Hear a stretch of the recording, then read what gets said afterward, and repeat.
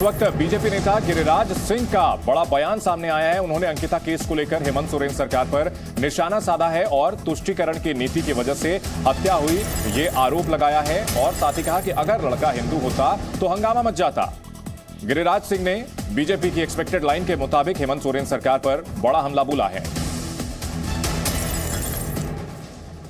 आपने अंकिता की बात की, झारखंड की बात कही है, वहां जिसने जलाया है उसकी मुस्कान बता रही है कि उसको कोई अफसोस नहीं है।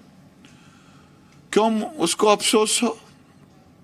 तुष्टीकरण की सरकार हो और मेरे गांव की कहावत है, मुरसैया कोतवाल तो डर काहे को। अंकिता की मौत अगर हुई है तो वहां की सरकार जिम्मेदार है।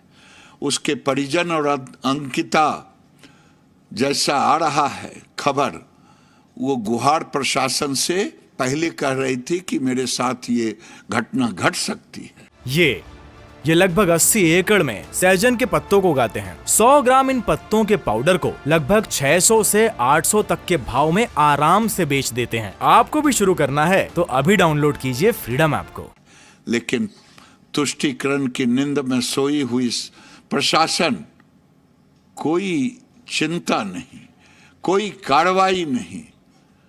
अगर उसके बाद भी हिम्मत देखिए, जिस ढंग से घटना बाहर से जला दिया जाता है पेट्रोल छिड़क करके, फिर देखिए वहां की सरकार, मुख्यमंत्री पिकनिक कर रहे हैं।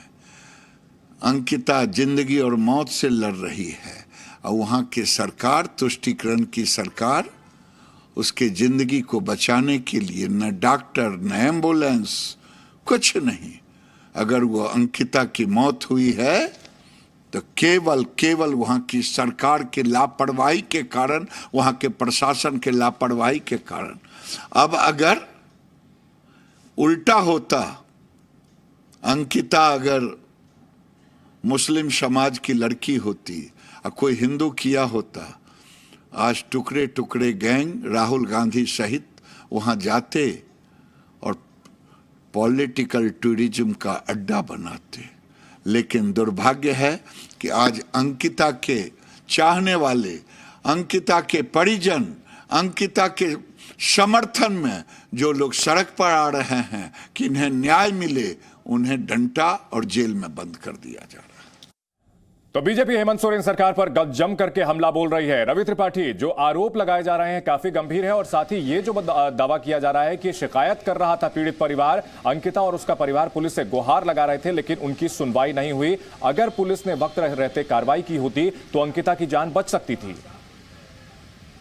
बिल्कुल बिल्कुल सही बात है, क्योंकि पहले से गुहार कर रहा था परिवार, पड़ोस का लड़का था। तमाम बार पुलिस को जानकारी देने के बाद भी आखिर क्यों नहीं पुलिस इस मामले में कार्रवाई कर पाई, आखिर क्यों नहीं रोक पाई इस मामले को, ये सवाल खड़ा होता है और बीजेपी उस सवाल को उठाएगी। और लोकल जो डीएसपी है इसलिए उन पर सवाल खड़ा हो रहा है कि आपकी जानकारी में होते हुए आपने क्यों नहीं बचाया, उसको बचा क्यों नहीं पाया आप। तो इस तरह के सवाल है। और देखिए, जो पॉलिटिकल टूरिज्म की बात गिरिराज सिंह कर रहे हैं वो इसलिए कह रहे हैं कि जब राजस्थान में घटना होती है तो राहुल गांधी, प्रियंका गांधी चुप्पी साध लेते हैं। जब झारखंड में घटना होती है तो राहुल गांधी, प्रियंका गांधी चुप्पी साध लेते हैं। जब छत्तीसगढ़ में घटना होती है तो राहुल गांधी, प्रियंका गांधी चुप्पी साध लेते हैं। लेकिन अगर उत्तर प्रदेश और बाकी राज्य जो बीजेपी शासित राज्यों में अगर ऐसी घटना होती तो हो सकता है थोड़ी देर में राहुल गांधी, खबर आ जाती कि राहुल गांधी वहां पहुंचने वाले हैं, प्रियंका गांधी वहां पहुंचने वाली हैं। तो ये सवाल वाजिब है, क्योंकि इस तरह की चीजों पर आप पार्शियलिटी करते हैं।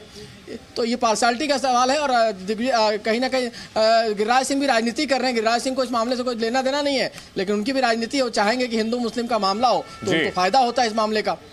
बिल्कुल, इस मामले से जुड़े हुए कई बड़े खुलासे सामने आ रहे हैं, बड़ी खबरें आ रही हैं।